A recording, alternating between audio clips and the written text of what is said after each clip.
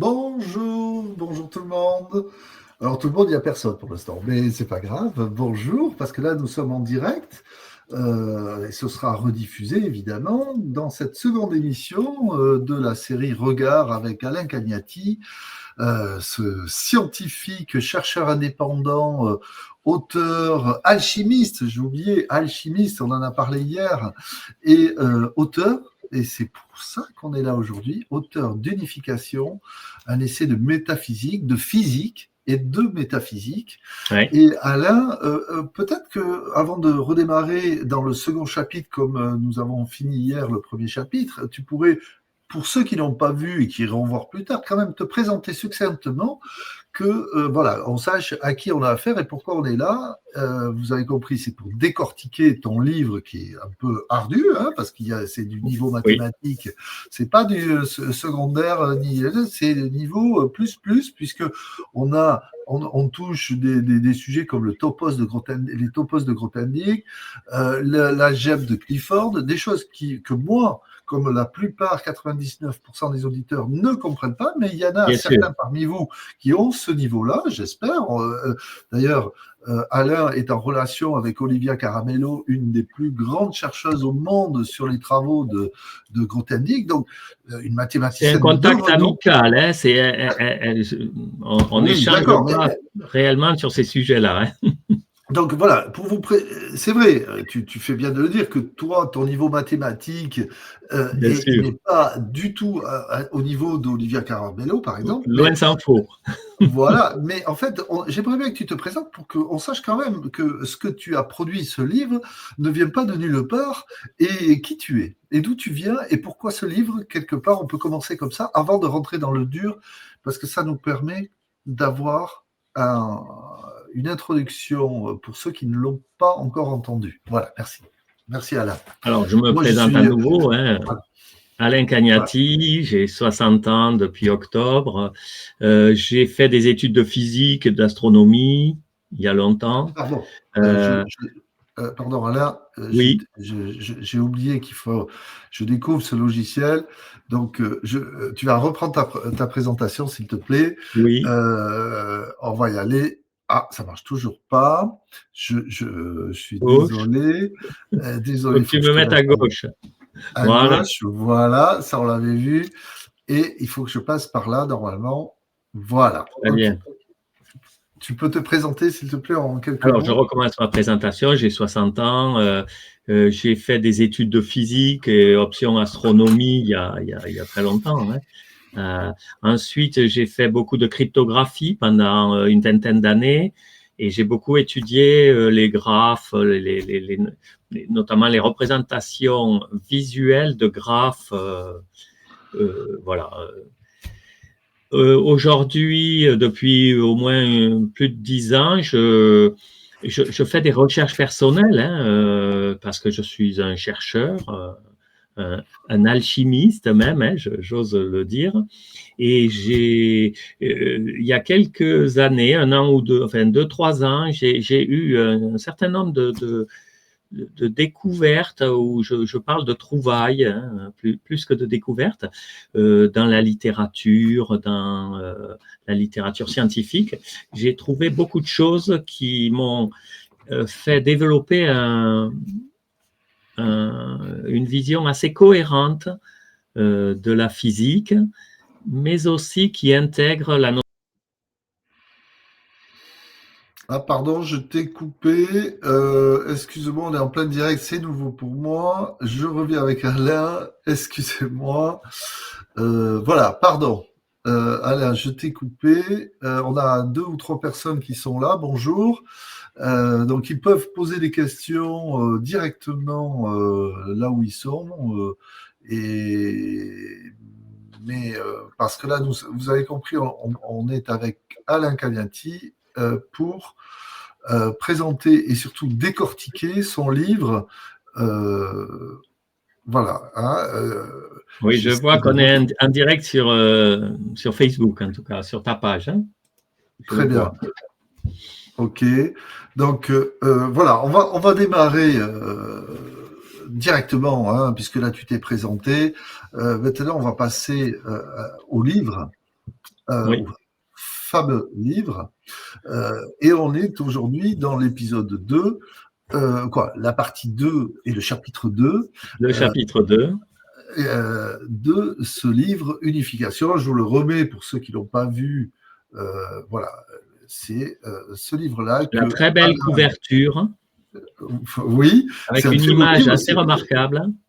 Alors, puisque c'est Noël, on va faire de la promo. C'est un livre à offrir à Noël parce que, en fait, même des gens qui ne sont pas des scientifiques vont être très intéressés par ce livre puisqu'il parle à la fois de spiritualité et d'ailleurs, c'est le lien que tu fais dans ce livre entre la spiritualité et les sciences.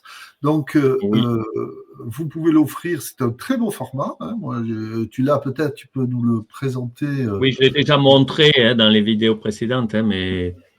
Oui, il est. Alors là, c'est un exemplaire de test. Hein, tu peux l'ouvrir, qu'on voit les illustrations aussi. Voilà. Bon, là, c'est des illustrations mathématiques, mais vous avez aussi des illustrations avec des gravures de Léonard de Vinci et autres. Hein. Bon, revenons à notre livre. Moi, j'ai une question à te poser parce que là, le chapitre 2 débute on rentre un peu plus dans le dur. Hein. Le premier chapitre, on a passé en revue les différentes spiritualités qui ont comme lien commun, et c'est la plupart, hein, d'être dans une recherche de tendre vers le concept de la notion d'unité. Et là, on parle d'unification, qui est un terme scientifique et que tu vas peut-être redéfinir là maintenant. Donc, dans ce chapitre 2, on va rentrer un peu plus dans les mathématiques, mais grâce à Alain, qui est un érudit et qui est en même temps quelqu'un qui a cette capacité à nous faire voyager à travers... Mais c'est un alchimiste, il faudrait aussi que les gens voient ce qu'on a fait hier, mais parce que tu as parlé longuement de cette alchimie dont tu te revendiques, hein, être un alchimiste. Et, mais tu es un scientifique avant tout, et un peu dans la lignée de Burensteinès. Je ne sais même pas si Burensteinès... Oui, tout à fait. Il est scientifique de formation comme moi. Hein. D'accord. Donc là, ce qui se passe, c'est que vers une unification en physique, c'est le chapitre 2. Tu peux aborder ça, et ma question, c'était comment tu vas faire le lien, alors je te fais peut-être un peu trop anticiper, entre la partie spirituelle et cette partie métaphysique, mais physique, mathématique. Comment tu fais ce lien? Comment tu arrives à matcher ces deux univers qui, a priori, sont éloignés? Oui. Alors, bien sûr, c'est pas facile. Hein. Je préviens les auditeurs ou les lecteurs, c'est pas trivial à comprendre. Et puis moi-même, j'en ai qu'une compréhension parfois intuitive, parfois assez précise. Hein. Et donc, il faut essayer de me suivre, il faut essayer de comprendre par où je suis passé. C'est pour ça que j'ai fait le chapitre 1 qui donne un peu le déroulé de mes expériences personnelles, les connaissances minimales de certaines notions de spiritualité, de sagesse et des religions aussi, hein, ça parle de religion. Mais quand tu dis minimal, je m'inscris en fond, tu rentres dans les détails. Hein. Dans le chapitre 1, on peut voir la table des matières si vous voulez, mais... Mais j'aurais pu en mettre beaucoup plus. Parce que je me suis cantonné à quelques exemples de choses assez probantes, mais on aurait pu. Il y a encore beaucoup de choses qui. Alain, on n'a pas beaucoup de temps parce qu'à midi, on va devoir arrêter. Tout à fait. Là, il faut avancer. Donc, ce chapitre 2, vers une unification en physique, le premier point que tu développes, c'est la physique du XXe siècle. Donc, tu parles de la physique du XXe siècle et tu vas vers la physique d'aujourd'hui. Donc, 100 ans. Alors, on va passer 100 ans. La physique de demain. La physique de demain même. J'espère. on va passer en revue, c'est ce qu'on va faire, les 100 ans de physique, comment on arrive vers une théorie de la conscience, parce que c'est le Oui, sous-titre oui, de oui, ton livre. Comment on arrive vers une théorie physique de la conscience. Hein, on est oui, d'accord, oui, oui, c'est ça. oui, c'est ça. Bon. Le but, c'est ça. Alors, dis-nous, tu veux parler en premier de cette fameuse mécanique quantique, de la relativité, pour Oui, oui, expliquer oui, en de quelques ça. mots d'où on Si part, tu me hein? laisses parler, je vais Je essayer te d'en laisse parler. parler. J'ai pas possibilité d'avoir le curseur comme toi, Non, tu m'as donc dit. tu peux remonter un peu sur le livre. Donc voilà. Euh, vers Voilà. les physiciens cherchent l'unification de deux choses, de la mécanique quantique et de la théorie quantique des champs et de la relativité générale. Voilà. Ils veulent en fait unifier les trois interactions électromagnétiques, électrofaibles et fortes, l'interaction forte, avec la gravitation. Ça ferait une théorie unique pour décrire quatre interactions, quatre forces. On a vu hier et dans le chapitre précédent, les spiritualistes, les mystiques, les sages, les religieux cherchent une unité. Il y a plusieurs choses. L'unité, c'est plusieurs choses. C'est l'unité des connaissances. Ça, c'est une chose. Mais ensuite, il y a aussi l'unité du monde. C'est pas tout à fait pareil. L'unité des connaissances, c'est avoir, moi, c'est ce que j'expérimente dans ce livre. J'essaie de voir qu'il y a une unité dans la compréhension et la description du monde. Pardon, hein, j'ai entendu un mot. On cherche une unification, une unité dans la compréhension du monde, mais il y a aussi une unité sous-jacente dans le monde lui-même. Hein. Bon. C'est deux choses, un peu deux unités différentes. Hein. Et dans l'unification que cherchent les physiciens, on cherche au fond, si on peut dire, on cherche un champ unique qui pourrait ensuite se décliner en champ électromagnétique, en champ d'interaction forte et en champ gravitationnel. Voilà. On aurait une souche commune pour faire une unification, une théorie of everything, une théorie du tout. Voilà. Mais Okay. ça, c'est le début du XXe siècle, on est d'accord? Alors, non, c'est aujourd'hui, ça, c'est plutôt le milieu du XXe siècle parce que il y a deux grandes révolutions au début du XXe siècle, c'est la mécanique quantique en 1925 à peu près et la relativité générale en 1915 à peu près. Enfin, alors, 1905 pour la relativité restreinte et 1915 à peu près pour la relativité générale, qui est une théorie de la gravitation. Bon. Et on essaie à partir du milieu du XXe siècle, on essaie d'unifier ces visions, hein, ces visions scientifiques. Et donc, pour arriver à faire cette unification, de mon point de vue, là, par contre, là, on rentre vraiment dans ma façon de voir les choses. Elle est partagée, hein, j'ai rien inventé non plus. On doit passer par une première phase, à mon avis, d'unification des mathématiques.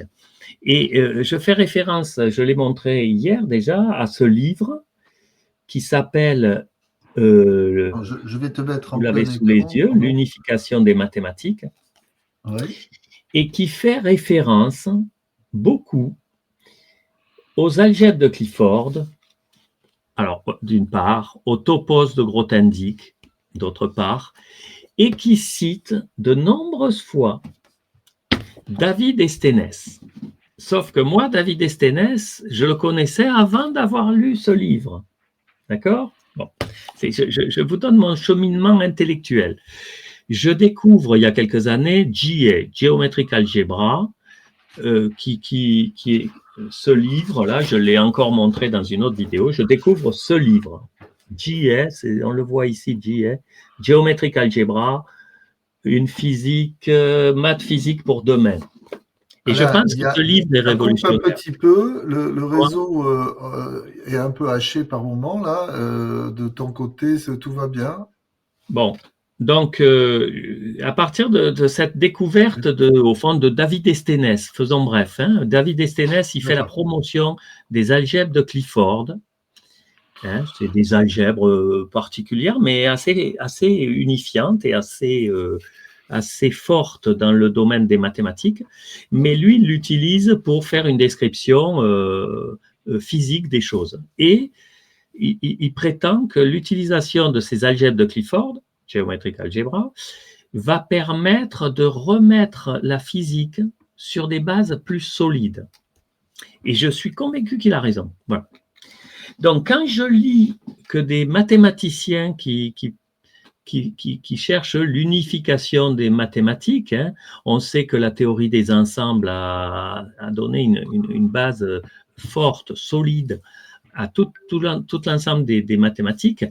Aujourd'hui, on pense que la théorie des topos de Grothendieck est le cran au-dessus, je crois, hein, enfin, c'est comme ça que je le vois un peu, et que les topos de Grothendieck seront très Alors, unificateurs au sein des mathématiques. Et quand j'entends des mathématiciens ou je lis des mathématiciens qui disent que David Estenes est important, je me dis, tiens, le pressentiment que j'avais eu en lisant un physicien est confirmé par des matheux. Les matheux, moi je ne suis pas matheux, je ne suis pas mathématicien, mais je dis, tiens, ça fait deux points de vue différents qui convergent vers David Estenes. Voilà, hein, c'est un peu comme ça que je vois les choses. OK, donc, je redis, on doit essayer d'unifier les forces et donc d'unifier la mécanique quantique avec la relativité générale. Et pour ça, on doit aller vers une nouvelle physique et notamment une nouvelle description de l'espace. L'espace, je l'ai dit dans d'autres vidéos, l'espace et le temps sont les deux fondements, semblent être le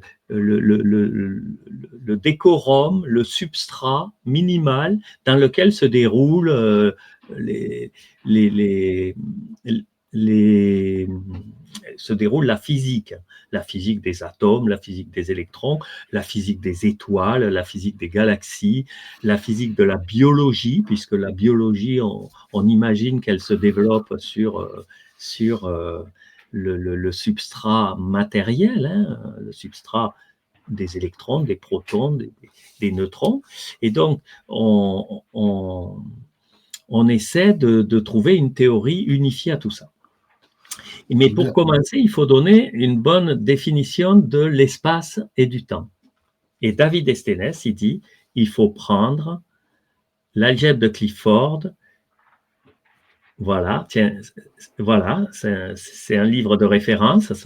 Donc, il prétend que l'algèbre de Clifford va être la bonne façon de faire. Bon. Alors, il faut Donc, se mettre à la place quand même de beaucoup de gens là qui voudraient savoir, parce que là oui, tu as développé plusieurs choses. On avait dit que dans cette première partie du second chapitre de ce second épisode, oui, parce que là, le but c'est de permettre aussi à des gens qui n'ont pas ce niveau très élevé de mathématiques que toi, tu as pu atteindre, non oui, pas oui, atteindre dans la compréhension, parce que tu as une très belle formation scientifique, mais tu n'es pas un mathématicien. oui, euh, oui, oui. mais J'ai quand même, travaillé, tu as j'ai lu, voilà. Et cherché. en revanche, moi, qui représente la grande majorité des gens, à mon avis, c'est-à-dire qui a un niveau mathématique, même ce que j'ai appris au Oui, bac, ça suffira et pas pour comprendre, ça hein. suffira pas. Et 2 ans après, même avec mes 2 années d'université, mes faibles 2 années Non, universitaires, non. je n'ai pas le niveau de compréhension. Toi, tu as fait beaucoup plus d'études, tu as un niveau beaucoup plus Oui, élevé, oui, mais oui, mais c'est pas malgré tout, l'objet. c'est ce qu'il faut dire aussi, c'est que Olivia Caramello, avec qui tu es en contact, euh, Amical. amical, mais sur lesquels tu as des échanges, mais pas des échanges du niveau. Parce qu'en fait, ce livre permet d'aborder ces concepts et ces notions, même si on n'est pas du niveau mathématique requis. Oui, oui, c'est ce que je fais. C'est ce que tu fais et c'est ce que tu fais savoir et c'est ce qu'on essaie de faire comprendre aux gens parce qu'a priori, comme moi, la première fois, je me suis dit, oups, je referme le livre parce que Bien sûr. Non, mais il et en fait, faut pas se décourager. Voilà. Et la discussion qu'on a tous les deux là, et j'espère que ça va intéresser les gens, puisqu'en gros, c'est ce qui se passe. Tu nous permets de rentrer plus facilement et de désacraliser et de déculpabiliser Oui. mon niveau faible en mathématiques. Mais il y a des gens qui ont, avec qui tu es en lien qui ont largement plus le niveau, évidemment. Mais bien Donc, sûr. Bien sûr, okay. bien sûr. Mais quand on parle tu me parles d'Olivia Caramello parce que je l'ai rencontrée, elle est sympa, c'est vraiment. Et c'est surtout un chercheur de renom dans ces domaines-là. À côté d'elle, je ne comprends pas un moindre mot des théories qu'elle développe. Faut être honnête, enfin. J'en perçois un peu l'essence, c'est ça qui. Et voilà, mais je ne fais pas de complexe d'infériorité parce que je comprends pas les maths, je peux pas comprendre. Là, j'ai plus ni l'âge, ni les compétences, ni le QI de comprendre ce dont parle Olivia Caramello, mais elle a fait des tas de vidéos qui m'ont permis de percevoir, d'appréhender ce qu'on est en train de faire. Je fais une vidéo où je parle de maths, mais je veux que les gens se déculpabilisent et ne soient pas complexés parce qu'ils ne comprennent pas, ils savent pas faire une opération un exercice sur les algèbres de Clifford. Oubliez ça. Mais faites-moi confiance. Okay. Les algèbres de Clifford, faites confiance dans David Esténès, les algèbres de Clifford, c'est ça qu'il faut utiliser pour faire de la physique. Voilà, c'est tout. Retenez ça. Je te remets à gauche. Je suis sûr. Certain. Très bien. D'ailleurs, j'ai ici une image avec Olivia Caramello. On peut trouver on peut aller sur YouTube et trouver donc une vidéo. Elle parle de tout ça, hein. Mais je crois que c'est pas en français, mais ça peut se traduire maintenant. Elle parle très bien français, Olivia. Sinon, j'aurais jamais compris ce qu'elle racontait. Très très bien. Du coup, comment Alain, remets le Alain, livre. Alain, je vais remettre le livre. Oui. Donc, on en était. Oublions pour le moment les topos de Grothendieck. J'en parle parce que je sais que c'est quelque chose, un sujet d'avenir, un sujet comment dire, un sujet puissant qui va permettre d'unifier les mathématiques et ensuite d'unifier la physique. Voilà. Donc, mais passons un peu plus loin. Alors, un peu plus loin. Où veux-tu aller? Alors, descends. L'unification des mathématiques, je l'ai dit, les mathématiciens citent David Esténès. Et ça m'a donné, voilà. On s'arrête ici. Les algèbres de Clifford semblent être, pour les mathématiciens et pour les physiciens, un outil mathématique, c'est juste un outil, hein, c'est une algèbre, je vais expliquer en quelques mots ce que c'est, mais cet outil il permet de faire des calculs. Et c'est ça qu'aiment faire les physiciens. Ils aiment faire des calculs, ils trouvent des résultats et ils font des mesures et ils comparent les mesures aux résultats qu'ils avaient précalculés. S'ils trouvent 2,8 dans leur calcul et qu'ils trouvent 2,81 dans leurs expériences, ils sont assez contents. C'est comme ça que marche la science physique. Et les physiciens ne sont pas des mathématiciens. Ils utilisent les mathématiques pour leur description et leur modélisation. Voilà. Donc, à partir de là, on dit les algèbres de Clifford vont être le bon outil. Une algèbre, c'est quoi? C'est un espace vectoriel en deux mots et un certain nombre d'opérations, notamment une multiplication. Alors, ceux qui ont fait un peu de maths, ils savent qu'on peut multiplier les nombres entiers, on peut multiplier les réels, on peut multiplier les complexes, et on peut multiplier les vecteurs. Hein. Des vecteurs, c'est des flèches. Hein. Mais je ne veux pas rentrer dans les détails. Et donc, la donnée d'un espace vectoriel de dimension 1, 2, 3, n, et d'une multiplication va permettre de faire des opérations et va permettre de décrire l'espace-temps. OK. J'avance assez vite. Donc, David Estenes a prétendu que la description avec ces algèbres de Clifford, Geometric Algebra, permettait une bien meilleure formalisation de l'électromagnétisme et probablement, certainement, de la mécanique quantique, et ça tolère aussi une description de type relativité générale, c'est-à-dire avec des espaces courbes, avec des espaces tordus par la matière, et ensuite la matière qui se promène dans ces champs, un champ de gravitation, c'est en fait une déformation du cadre spatio-temporel. Voilà. OK. Tout ça, on en est là. Et donc, je pense que les algèbres de Clifford vont permettre de refonder la physique. Et David Estenes le dit depuis 20, 30, 40 ans. OK. Et je crois que ça n'a pas été encore parfaitement intégré. Je continue. Voilà, une nouvelle physique de l'espace.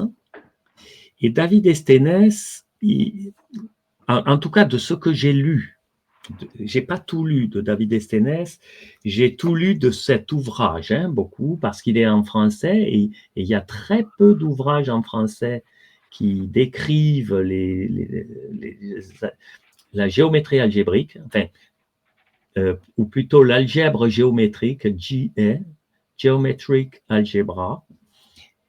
Ça se ressemble, hein, géométrie algébrique ou algèbre géométrique, ça se ressemble, mais c'est pas tout à fait. Il y en a, j'aurais tendance à dire que un est un point de vue de physicien, ça arrive par le bas, et l'autre est un point de vue de mathématicien, ça arrive du haut d'Olivia Caramello et de Grothendieck, évidemment, et de tous les gens qui travaillent dans ce champ de la géométrie algébrique. Voilà. Là, déjà, j'ai donné quelles étaient mes convictions, si on peut dire. C'est difficile, j'imagine, à admettre pour des gens qui ne comprennent pas de quoi est faite la physique théorique, mais elle est faite déjà, premièrement, d'une algèbre. Pour faire des calculs, il faut une algèbre. Il faut définir. Une algèbre, est-ce que tu peux nous dire, parce que ce qu'est une algèbre, parce que d'une manière générale, en mathématiques, c'est quoi là? Je viens de le dire. On prend un espace vectoriel. Je sais que c'est juste un espace avec des vecteurs, un espace qui a des propriétés de linéarité. Bon. Mais pour décrire l'espace-temps, l'espace, oublions le temps, pardon. L'espace, on sait qu'on peut mesurer X, Y et Z, la hauteur, la largeur, la profondeur. Ça, ouais. Tout le monde ça s'appelle un repère cartésien. Hein. C'est Descartes qui a inventé ça. On le fait sur des feuilles de papier, X et Y, on dessine des courbes. Il suffit de rajouter une dimension, Z, X, Y, Z, et on peut décrire l'espace. Voilà. Et on peut y décrire des déformations, on peut y décrire des ondulations qui se passent dans cet espace. Donc l'algèbre n'est liée qu'à l'espace. L'espace, c'est une application de l'algèbre ou c'est l'algèbre n'est liée qu'à l'espace? L'algèbre, c'est la méthode qui permet de faire des calculs sur l'espace. En gros. Ah, ok. Voilà, c'est tout. C'est une algèbre, c'est une façon de faire des calculs. Ah ben voilà. Mais, tu as éclairci pour être à minima. Ah ben, je suis content parce que j'ai une notion très claire de la définition d'une algèbre. Voilà. Bon, mais, ouais, et donc, longtemps, donc oui. Voilà. Donc, longtemps, alors Einstein, au début du XXe siècle, donc, semble unifier l'espace X, Y, Z, les trois coordonnées d'espace, 3D, on dit, 3D, ça veut dire trois dimensions, avec celle du temps. Ce temps qu'on chronomètre, qu'on voit qui agit sans arrêt, personne n'arrête le temps, on ne sait pas trop d'où il sort, si c'est un flux, si c'est un... C'est compliqué le temps, hein. Ma fille, elle l'étudie en philosophie et c'est le prof de physique qui vient en parler. Mais bon, il y a 1000 livres sur le temps et 1000 conceptions du temps. Et il y en a deux, de mon point de vue, il y en a deux qui sont très importantes à considérer pour définir le temps. C'est le temps linéaire, on va dire un peu le temps de Newton, c'est-à-dire que c'est une sorte de paramètre continu qu'on appelle temps, et ça avance, poum, poum, poum. Ensuite, il y a le temps d'Einstein qui devient relatif, attention, là, suivant qu'on se déplace, suivant qu'on est à côté d'une source de gravitation, le temps devient tordu et relatif. Les gens ne voient pas le même temps, les horloges ne passent pas à la même vitesse, là, ça devient compliqué. Et le temps, dans un espace einsteinien, est défini X, Y, Z, T, mais on met I devant, le fameux I des imaginaires. Bon. Et ce I des imaginaires, quand on l'élève au carré, il devient négatif. Ça, voilà, c'est ce qu'on appelle une métrique. Je ne rentre pas dans les détails. Le I des nombres imaginaires, hein, on est tout à fait, tout à fait. Donc, ce temps, il est inclus dans l'espace-temps, mais il a une il est essentiellement complexe, imaginaire même, hein, c'est pas complexe, c'est imaginaire. Il a une coordonnée qu'on appelle ICT. Hein, là, tu l'as surligné, bravo, hein, je le vois à l'écran. Oui, ce fameux. Donc, cette composante temporelle, quand on la mixe avec les trois composantes spatiale, on arrive à un espace-temps. Trois composantes spatiales, une composante temporelle qui a une propriété, c'est que quand elle est au carré, elle devient négative. C'est un peu troublant, hein, bon. Mais, OK. Quel est le lien avec cette formule d'Einstein de la relativité ici, entre ça et ça? Alors, le lien direct, c'est assez compliqué à exprimer. Là, ce serait difficile, mais le fait d'introduire ça, c'est la relativité restreinte. Hein. On n'a pas fait de gravitation encore. Hein. On est vraiment dans la description de l'espace et du temps. Et en unifiant l'espace et le temps, on fait apparaître cette formule magique qui dit que l'énergie, c'est équivalent à de la masse. E égale mc2. E, c'est une énergie et m, c'est une masse.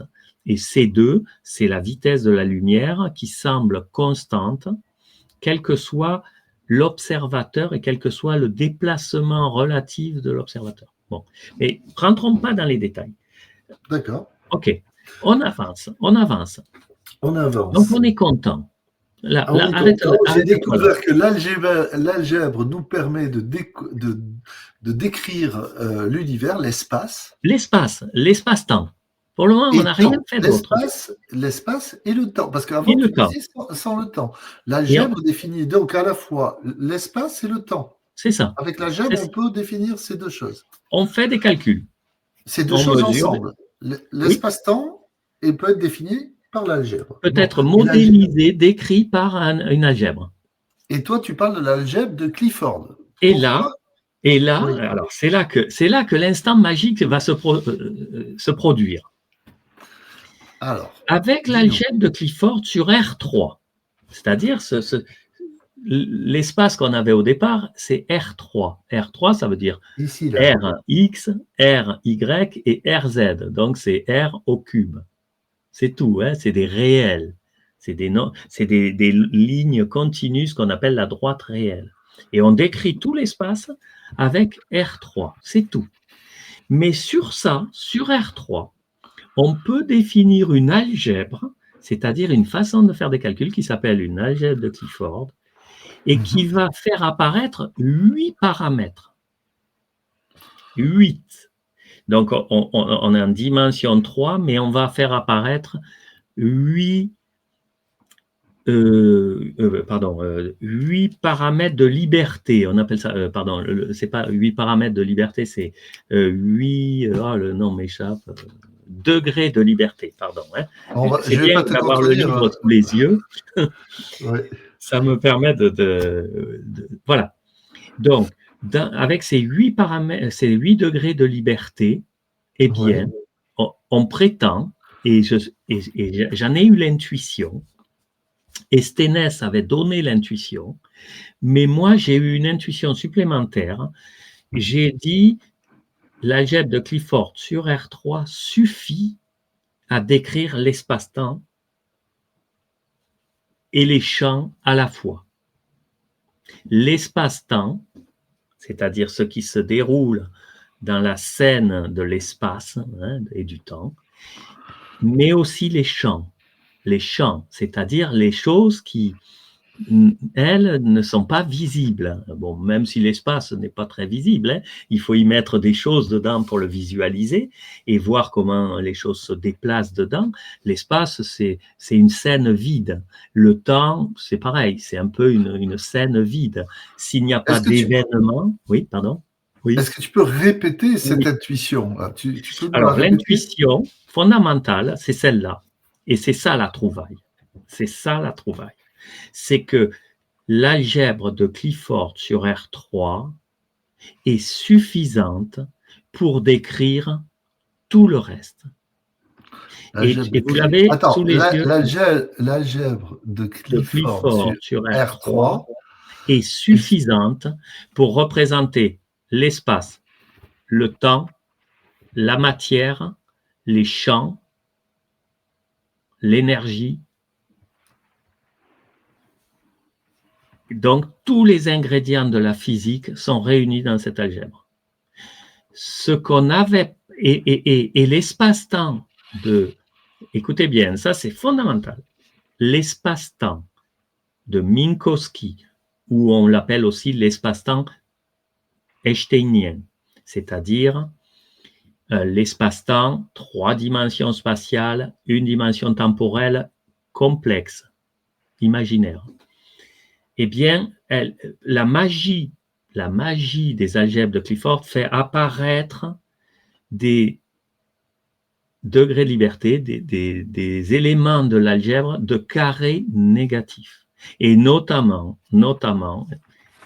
tout est sur la page.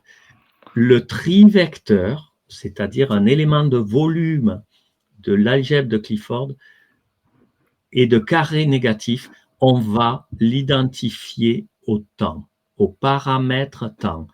Je rajoute un truc, j'ai pas fini ma phrase tout à l'heure. Il y a 2 sortes de temps. Le temps linéaire, ce paramètre-là, T, qu'on met dans les équations, mais il y a aussi le temps thermodynamique. J'en reparlerai. Le temps thermodynamique, c'est celui qui va indiquer la flèche du temps, c'est-à-dire dans quel sens le temps se passe. Un exemple simple, un glaçon, il fond dans de l'eau tiède. Ça indique, si je vous passe le film à l'envers d'un glaçon qui fond dans de l'eau tiède, si je le passe à l'envers, le film, vous dites, waouh, c'est pas normal, il ne devrait pas se former un glaçon. Si je casse un verre par terre et je vous passe le film à l'envers et le verre se reconstitue, vous dites, mais non, ça, il est truqué ce film, il passe à l'envers. On appelle ça le temps thermodynamique ou la flèche. Voilà, c'est tout. Vous savez presque tout déjà. C'est super parce que là, tu nous éclaires. Sache que il y a des commentaires. Non, tu nous éclaires. Moi, là, j'ai quand même quelques notions. Mais il y a quelqu'un là qui s'appelle Imparable 3242 qui nous dit plusieurs choses. Là, je te le mets. Il écrit « Les maths sont émergentes ». OK. Ensuite, il nous dit « Cherchez la science des sciences ». Bon. Et là, il te tutoie, bon, ok, pourquoi pas, et il te dit, non, ton algèbre mesure l'espace, elle ne le décrit pas. Qu'est-ce que ça veut dire, ça? Je ne sais pas. Elle ne le décrit pas. De Il mon point de mesure. vue, de mon Ouais. point de vue, j'entends, et je ne sais pas vraiment ce qui, c'est difficile, hein, de mon point de vue, l'essence du monde est mathématique, c'est-à-dire c'est un champ Mhm. qui a des propriétés mathématiques. Voilà. Et en ce sens, il ressemble à une pensée opérante et il va faire émerger l'espace, le temps, la matière et l'énergie. Voilà, mais l'essence même Oui, alors du monde que, c'est de la voilà, mathématique. tu vois, il rajoute les maths sont une science de la mesure, pas du calcul. Ah non, non, non, non, moi je suis pas, là je suis pas d'accord avec ça. La Qu'est-ce que c'est? physique, C'est quoi la la, différence déjà? la C'est quoi physique fait des mesures sur le monde, hein. On mesure la masse, on mesure la vitesse, on mesure le temps. Avec des chronomètres, on mesure l'énergie d'un photon, on mesure sa polarisation, mais les mathématiques et l'algèbre permettent de faire des calculs. Et souvent, ces calculs sont prédictifs, c'est-à-dire si je dis cet objet-là, tel qu'il arrive, à la vitesse où il arrive, eh bien, il devrait libérer telle énergie. Je fais un calcul et je trouve 18 joules. Eh bien, l'objet, quand on va le mesurer, on va trouver qu'il arrive avec une énergie, il libère une énergie de 18 joules. Donc, le calcul, les mathématiques permettent des le calculs. calcul peut précéder, c'est la théorie, précède l'observation dans ce cas-là. Et c'est là qu'on est content de sa théorie, dès lors qu'on a fait un calcul avec des algèbres et des mathématiques, et dans un cadre modélisé, et qu'on trouve 3,8 avec une machine à calculer, hein, et qu'on mesure avec une balance, et on trouve 3,8, on dit waouh, ma théorie est prédictive, c'est-à-dire elle prévoit un résultat que je peux vraiment mesurer avec une balance. Voilà. Bien, Donc bien, la bien. différence Merci. entre Donc, on calcul et va pas mesure. passer parce il nous envoie, c'est toujours un paragraphe 32-42 qui nous envoie énormément de choses. Pour que tu vois, parce qu'on veut être interactif un petit peu là et on va finir Oui, là-dessus. oui, c'est bien. Mais Je vois ce qui est euh, écrit imparable, hein, c'est bien. Moi, je sens que le temps et on n'est pas loin l'enchaînement des d'être occurrences d'accord. de réalité. Ensuite, il met équivalence poids, lumière, énergie, méta-relativité. Ensuite, Oui, oui, oui, mais 8, groupe M Dieu. Ah, ça, je ne sais pas ce qu'il veut dire. Toi non plus, je pense. Là, une loi développement trine encodage capital. Alors là, ça devient oui, de oui, plus en oui. plus Non, abstrait. mais il peut pas sur des simples tweets résumer Oui, sa pensée. Mais bon, oui. j'ose croire qu'on pourrait se mettre d'accord. Euh, Voilà, bon. ok, Ok. mais Donc, je vois ce qui défile effectivement. Éther, j'aime bien le mot éther, hein, et vous allez voir que je vais en parler très fort. Hein, le fameux bon, éther, mais j'en reparlerai pour la relativité restreinte. On a, et là je vais devoir vous quitter, hein, mais oui. c'était Donc, très intéressant on va déjà. s'arrêter pour aujourd'hui. On Oui, reprend demain, même heure, même endroit, si tu d'accord, veux, d'accord, ouais, pourquoi pas. à 11 heures, de 11 heures à midi. Oui, On débordera peut-être un peu, on fera un direct et qui sera, vous pourrez le revoir évidemment sur la chaîne d'Alain Cagnati et sur la mienne qui s'appelle L'œil de Franck. Déjà, voilà. le replay, dès qu'on aura fini, sera sur la chaîne. La première partie hier, qui a été enregistrée hier, est déjà diffusée sur la chaîne d'Alain. Donc vous Oui, pouvez aller retrouver la première partie qui traite là beaucoup plus des aspects de la spiritualité en lien avec cette recherche de l'unité oui, versus l'unification en physique. Voilà, on en reparle demain, on va très continuer à bien. rentrer dans le détail. À très Merci vite. Alain, à très vite. Merci Franck.